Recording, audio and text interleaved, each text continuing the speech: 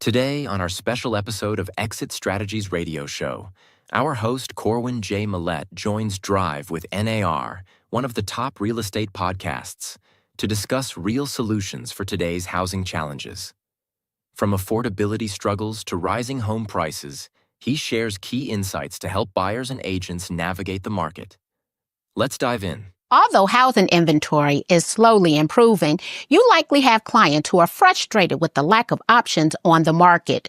They need reassurance that their dream of home ownership isn't lost. What do you say to put them at ease? And better yet, what can you do as a real estate professional to spur inventory solutions in your community? I welcome two solution-driven real estate professionals for this discussion. Stephen King is an agent with Realty Connect USA on Long Island in New York, and Corwyn Melette is a broker with Exit Realty Low Country Group in Charleston, South Carolina. I'm so happy to have both of you here to talk about this important topic, so let's jump right into it. We know inventory has been low for a long time, and it's making it difficult for buyers to find a home. What are the inventory challenges you're seeing in your market, and how are consumers responding? Corwyn? So thank you, Marki. Thank you for having me on. So inventory challenges, I would say, are somewhat the norm across the country. Within our market, we're seeing, I believe, challenges similar to what everyone across the country is, which is affordability for the working class people within a community. In our area, I refer to it as the come years and the been years. You have people that have been within the Charleston region for all their life, their family, they grew up there, they went to school there, and they never left. And those are our working class, our working folks. They are sorely challenged within the current market to find affordable housing options or find options that allow them to achieve homeownership, if you will, at all. That is what we're seeing in our market, where we have the come here's, the people that come into the market that are coming in with more technical jobs. They're coming in with higher incomes, and therefore they have impacted our real estate market locally to where housing prices have skyrocketed. So again, that sets a precedent and creates a challenge to people who have been in the community for all their lives, where they now are unable to achieve or otherwise to sustain homeownership. Stephen. One of the unique things about my region here on Long Island is that there's nowhere left to go. We cannot build out our region in 360 degrees, and we have not been for the past 10, 15 years. There's not much more land to develop. The only where to go on Long Island is up, which is extremely expensive. Take a look right at Manhattan. So for our area, that has left inventory particularly low. And so for our first-time home buyers, it's really led them to one of two options. Either go the route of the co-op route, where they're purchasing more affordable options for a shorter period of time, building equity to where then they move on to a home. Or for most of Long Islanders, what that has meant is just taking more time to prepare for this process, sitting with professionals like myself a year in advance to go over exactly what they need to do in terms of qualifications, down payments, closing costs, so that way they can prepare as early as they possibly can. And from my standpoint, that has really been the best solution. Corwyn, you got involved in a new housing development in your area to bring more affordable options to buyers. Tell us about the project and how you got involved. And what advice do you have for other real estate professionals who want to be a part of inventory solutions in their markets? So, Marki, you're referring to North Bridgetown. So North Bridgetown is a 20-unit affordable/workforce housing development. It was developed by a local nonprofit, Bridge North Charleston. So this project is 2 and 3 bedroom townhomes under a condo regime. So local nonprofits within our area are involved in affordability issues. They're part of the discussion, but more importantly, they also work to be a part of the solution. So Northbridge They pulled together a group of agents and interviewed them for marketing of this project. I, fortunately, if you will, won the opportunity to be their agent to market these homes. In turn, what happened after that was a discussion on who they were going to serve. They had gotten $1.5 million in ARPA funds, which were federal funds that were put on the streets, if you will, during COVID to help with sustaining housing. They use these funds to create housing opportunities. So this money was embedded into the development and the construction of this project. And in turn, what happened was the creation of new homeowners, people that otherwise thought they would not be able to own. Corwyn, I'm sure that idea could filter into numerous other communities across the country. Stephen, you sold the first 3D printed home to be listed on the MLS. How did you get involved with that transaction?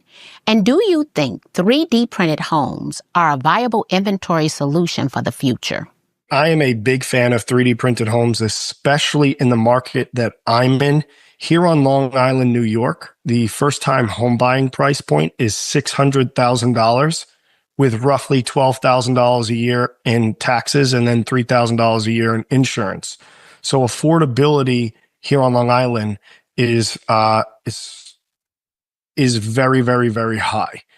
Now, with that being said, 3D printed homes, really the value to that is its ability to build at a much faster speed, producing a higher quality structure, all for a lower price. Now, one of the difficult parts about 3D printed homes in Long Island, New York, is that Long Island is one of the most regulated states in the country. And there's a lot of legislation that would have to get passed in order for the building codes to allow acceptance to the way these homes are built. Usually we have, with stick framing, you have a property that's erected in a couple of days and then inspection, and then conduits inspection, electrical, plumbing inspection. There is no inspection process in the building code to inspect a home that's being printed in 48 hours. And so there's a lot of legislation that would have to be adjusted in order for that to be successful here on Long Island. Whereas down south in states like Texas or the Carolinas or Florida, they've been much more accommodating at the state level for legislation and allowing that construction to be built at a fast pace the way it's meant to be. Oh, you know what? I was at the IOI Summit, and there was a company in the REACH program that also builds home, and they're scaling very fast, which lets me know that as a FPC, we have work to do as we move forward to ensure that these houses can be built or erected or dropped off in states like New York. Low inventory is especially problematic for first-time buyers, many of whom are struggling with affordability. What are you doing to help first-time buyers meet their goals? You know what? I was on a call last week with Down Payment Resources and realized that 31% of all deals that do not close could have benefited from down payment assistance. What are your thoughts on this? So, Marki, one of the things that I notice and I see oftentimes is that from the professional standpoint, we feel that we know certain things, and by default, we assume that others know the same. Whether we picked it up or gleaned it from social, whether we picked it up and gleaned it from some ad or what have you that went by. So there's a general assumption, but we have to stop and be the actual professional. I tell agents, I tell real estate professionals all the time that you don't just go into your doctor's office and say, hey, cut off my toe or cut off an appendage or what have you. There's a consultation that takes place. And during that consultation, it is an opportunity for not only for rapport to be built, but also for the professional, in that instance, a doctor or what have you, or specialist to bring to you a conversation, educating you on not only the condition, but the possible outcomes as well as the procedures. In real estate, we should be doing the same thing with our consumer. We should be sitting them down and talking with them about possible outcomes, their desired outcome, and what processes we may need to employ in order to get them there. So education is a key to a successful real estate transaction, but also for a successful real estate relationship.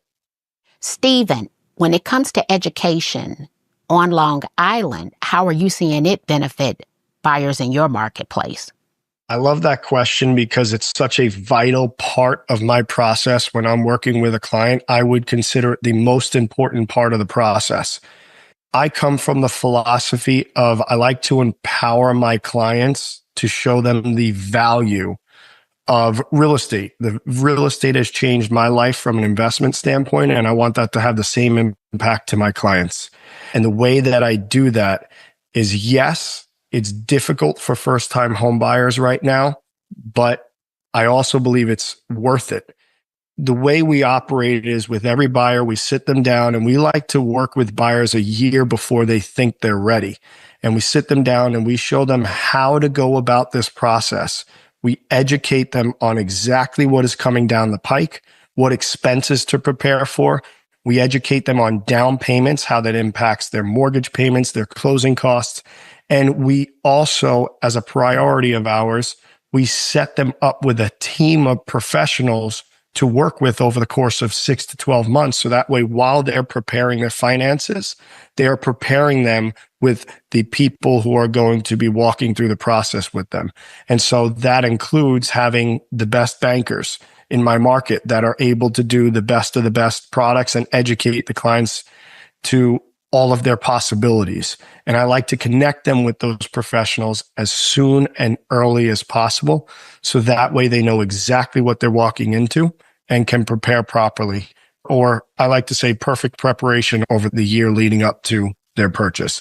And that is my way of combating the affordability crisis.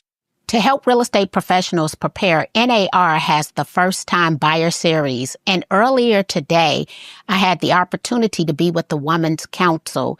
And we talked about the fact that today more homes actually have a pet than they have children. And we've seen a substantial increase in single women and unmarried couples purchasing. All of this information allows us to come back and put that local, hyper-local spin on our marketing, having all of these tools at our fingertip, and we're able to update our marketing. How can real estate professionals get their ideas for inventory solutions to the table, either at the association level, in their community, or in some other way? What role can we take to alleviate some of the inventory and affordability issues? Stephen, we're going to start with you on affordability and incentives that you might see. I think from my standpoint, the best thing NAR or any of these associations can do is empower the state level organizations. Obviously, the same way the federal government works, where they empower their states to make the decisions that are best for their regions, I feel that should be the same case with our associations, because the state level associations and the local organizations are much easier for us as real estate professionals to reach and to be able to speak to and have impact and change. At the end of the day, New York is a different region. Long Island is a different region from other parts of the country, and so is they to us. And the best way for us to be able to have an impact is for us to have access to our local organizations that can have a state impact. Corwyn? Leadership before me in our local and state always told me that we need to have a seat at the table. If not, then we risk being on the menu. So we need to be active. We need to be involved. Definitely at our association, that's where the conversation begins. How can we work collectively and in concert move the needle on housing affordability and housing options within our region or our area? The next step is legislatively. We need to be involved, need to show up to the city, county council meetings, need to show up at the State House and make it known that we are advocating for this, not only quote unquote for us, but for everyone, for our consumers, for those who may have children or those who may have people that are relocating to the region. So they have an option to quote unquote, make a stake and have a stand and have a place to call home. Private and public partnerships move the needle substantially on housing affordability. Those partnerships create unique opportunities to change the landscape within our communities, to impact and empower people at a level beyond comprehension today. So that is where we as real estate professionals have the ability to march in each one of those lines, to have a presence at each table to make sure that we can keep housing affordability and housing options, quote unquote, on the menu.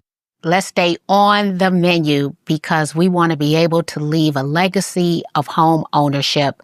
Stephen and Corwyn, thank you for joining us today. I appreciate you for sharing how we can be a part of the solution to help solve low housing inventory.